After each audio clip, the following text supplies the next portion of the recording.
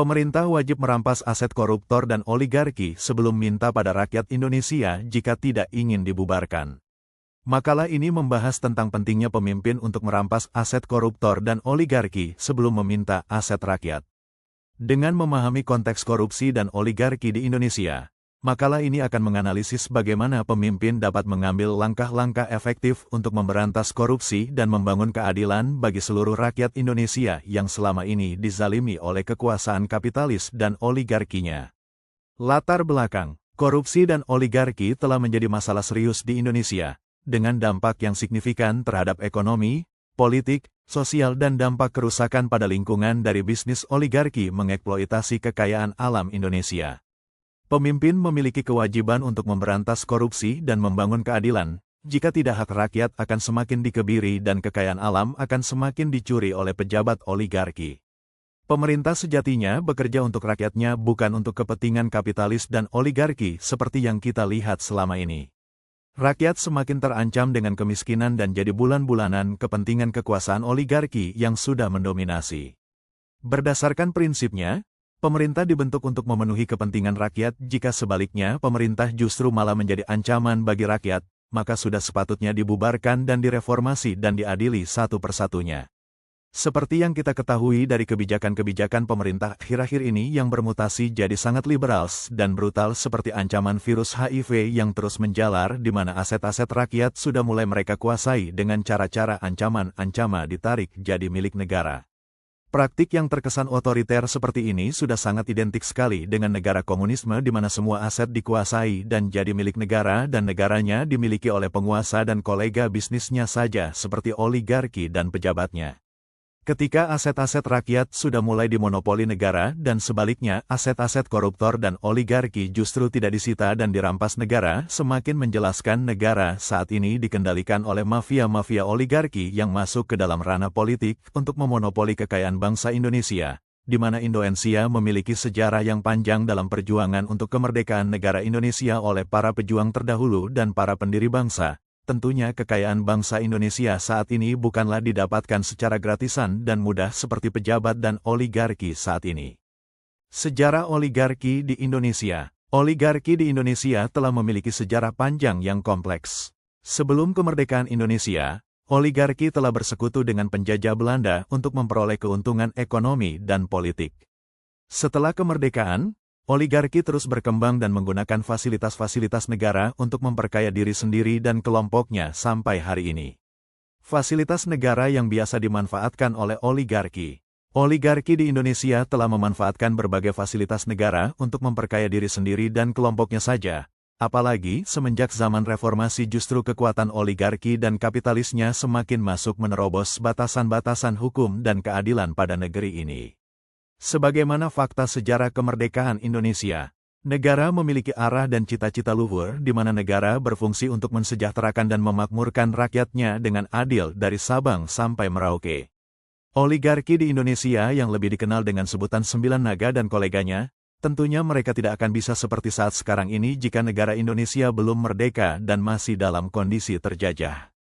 Tentunya mereka jika mau mengelola kekayaan alam Indonesia tidak akan sebrutal dan sebebas di Indonesia setelah merdeka seperti saat ini. Penjajah pastinya tidak akan mau rugi dan mereka para oligarki ini akan membayar upeti yang sangat besar pada penjajah jika mau mengelola kekayaan alamnya. Nah, sekarang yang terjadi di Indonesia justru malah ketika negara sudah merdeka, oligarki malah yang menjajah kekayaan alam bangsa dengan brutal melalui kekuasaan dan pejabat-pejabat korup yang mereka kendalikan. Coba Anda bayangkan jika negara tidak merdeka pastinya oligarki saat ini dikenal bukan sebagai Sembilan Naga bisa saja mereka masih dikenal sebagai Sembilan Hama. Tapi apakah betul mereka saat ini seperti Sembilan Naga seperti yang digadang-gadangkan atau justru malah sebaliknya fakta yang sebenarnya saat ini mereka hanyalah seperti Sembilan Hama Naga. Dan pada faktanya hama adalah semacam virus penyakit yang bisa dikendalikan dan diobati, di mana, berdasarkan fungsi, obat tentunya akan lebih kuat daripada hama atau virus dan wabah jika betul-betul ditangani dan diobati. Dan hama sangatlah kecil kalau dibandingkan dengan tubuh manusia. Fasilitas-fasilitas negara yang dimanfaatkan oleh oligarki dalam memonopoli kekayaan rakyat Indonesia selama ini antara lain. 1. Perbankan negara. Dengan adanya fasilitas perbankan negara menjadikan oligarki tumbuh subur dan berkembang menguasai kekayaan bangsa. Dari praktek politik kapitalis yang mereka ciptakan berhasil memanfaatkan bank negara sebagai sumber tambang keuangan mereka. Bermodalkan koneksi dan jaringan politik oligarki memiliki peluang besar untuk menggunakan perbankan negara untuk memperoleh kredit dan pinjaman dengan syarat-syarat yang lunak dan mudah. Dengan bermodalkan kertas-kertas para oligarki keluar dari bank negara di seluruh Indonesia membawa berkontainer-kontainer uang rakyat untuk mereka putar untuk kepentingan ekonomi mereka. Coba Anda bayangkan, bagaimana jika tidak ada perbankan negara Indonesia selama ini, kira-kira dari mana para oligarki akan mendapatkan modal sebegitu banyak dan cepat untuk menjalankan bisnis mereka? Nah, sekarang modal yang mereka gunakan itu jelas semua adalah kepunyaan rakyat Indonesia atas fasilitas perbankan negara yang dimanfaatkan mereka selamanya ini. Dan dari histori dan sejarah inilah yang akan menjelaskan secara prinsip pada sebuah negara dan fungsi asetnya. Jadi pada seluruh kekayaan dan aset-aset para oligarki saat ini terdapat juga hak rakyat Indonesia di dalamnya yang bisa diambil kembali mengingat pertumbuhan aset kekayaan oligarki terjadi karena fasilitas negara dan negara sudah merdeka dari penjajah Belanda.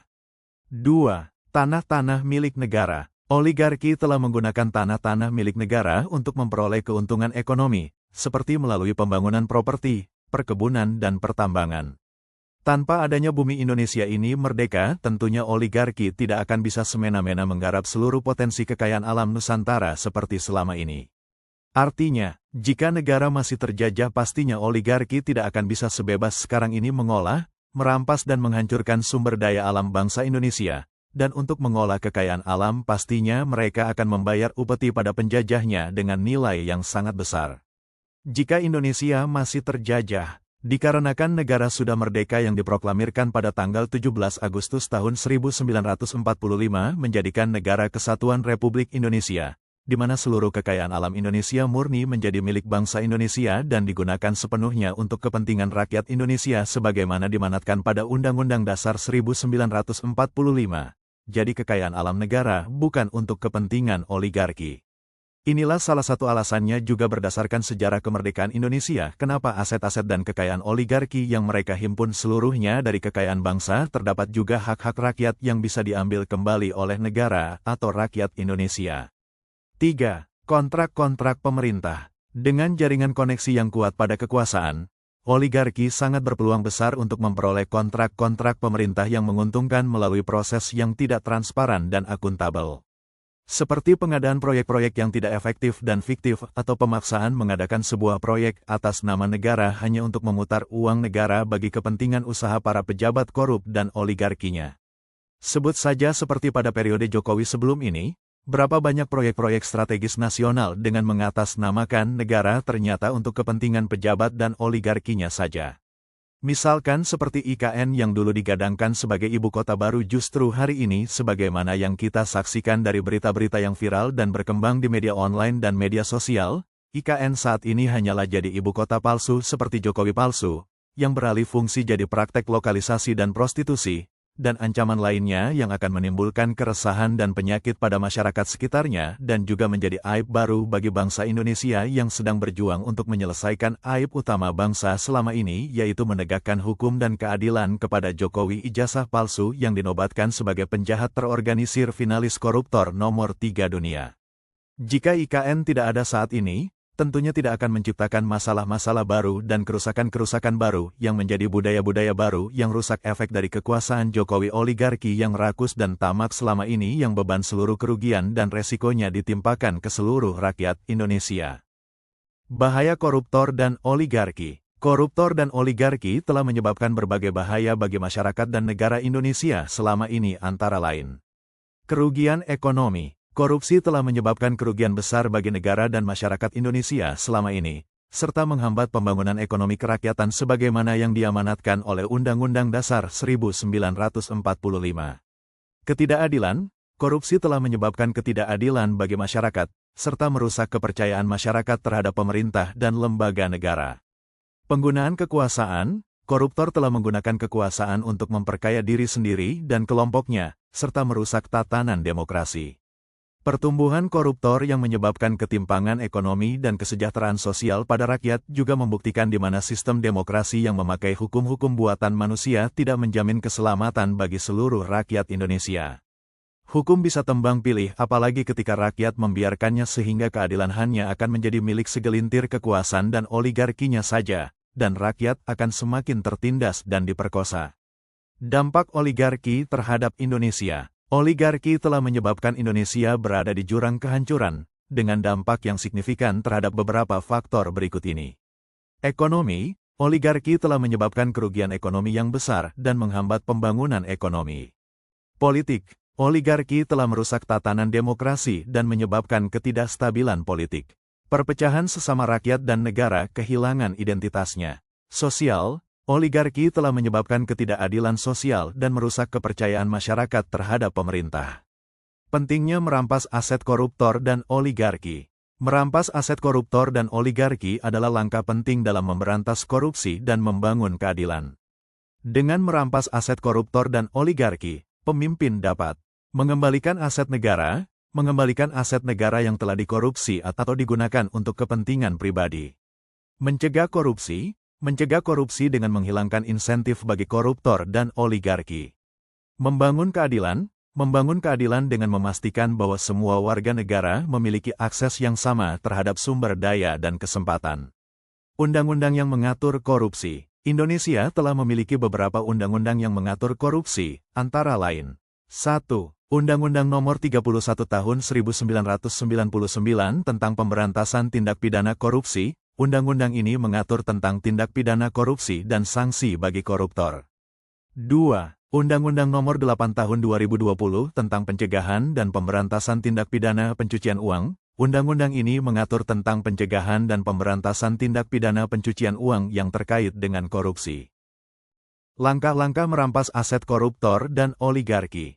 Pemimpin dan rakyat dapat mengambil langkah-langkah berikut untuk merampas aset koruptor dan oligarki. 1. Meningkatkan transparansi dan akuntabilitas. Meningkatkan transparansi dan akuntabilitas dalam pengelolaan keuangan negara dan penggunaan fasilitas negara. 2. Meningkatkan efektivitas lembaga anti korupsi. Meningkatkan efektivitas lembaga anti korupsi dan penegak hukum dalam memberantas korupsi, kolusi dan nepotisme. 3. Menggunakan teknologi untuk memantau dan mengawasi penggunaan aset negara dan keuangan negara. 4. Rakyat harus ikut turun serta dalam mendesak pemerintah bekerja untuk rakyat bukan untuk oligarki di setiap daerah. 5. Rakyat harus mulai fokus, mengawasi dan melakukan penindakan tegas pada sistem dan pemerintah pusat yang terbukti tidak bekerja untuk rakyat dan negara. 6. Rakyat harus mendorong disahkannya Undang-Undang Perampasan Aset Koruptor dalam tempo waktu yang terukur untuk mengantisipasi kekuasaan oligarki tidak semakin mengancam rakyat Indonesia. Atas strategi DPR dalam membuat drama mengulur-ngulur hukum untuk ditegakkan agar kerakusan mereka, para oligarki dan kekuasaan pada kekayaan negara ini tidak terhalangi oleh hukum dan keadilan sejati. Kesimpulan, pemimpin wajib merampas aset koruptor dan oligarki sebelum meminta aset rakyat. Dengan merampas aset koruptor dan oligarki, pemimpin dapat memberantas korupsi dan membangun keadilan.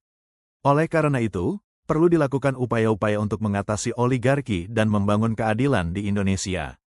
Jika pemimpinnya tidak mampu dalam mengatasi semua permasalahan oligarki ini akan menyebabkan ancaman pada bangsa semakin besar dan pemerintah yang ada saat ini terindikasi kuat di bawah kekuasaan oligarki yang harus segera direformasi dan diadili secara hukum dan secara terbuka agar rakyat juga tidak mencari keadilannya langsung pada pejabat-pejabat dan wakil-wakil rakyatnya yang dipilih sebelum ini sehingga oligarki yang ada juga akan terkena dampaknya jika hukum keadilan rakyat mulai bergerak secara serentak demi kehidupan yang lebih baik, sejahtera dan merdeka. Dengan melakukan upaya-upaya tersebut, kita dapat memberantas korupsi dan membangun keadilan di Indonesia. Rakyat akan hidup sejahtera dan aset-aset koruptor dan aset-aset oligarki di seluruh negara bisa kembali diambil alih untuk kepentingan bangsa Indonesia. Sebarkan informasi ini ke seluruh penjuru dan akun media sosial Anda agar seluruh rakyat bersiap siaga untuk kembali mendapatkan hak kesejahteraan agar terhindar dari penindasan kekuasaan penjajahan kapitalis pada bangsa selama ini.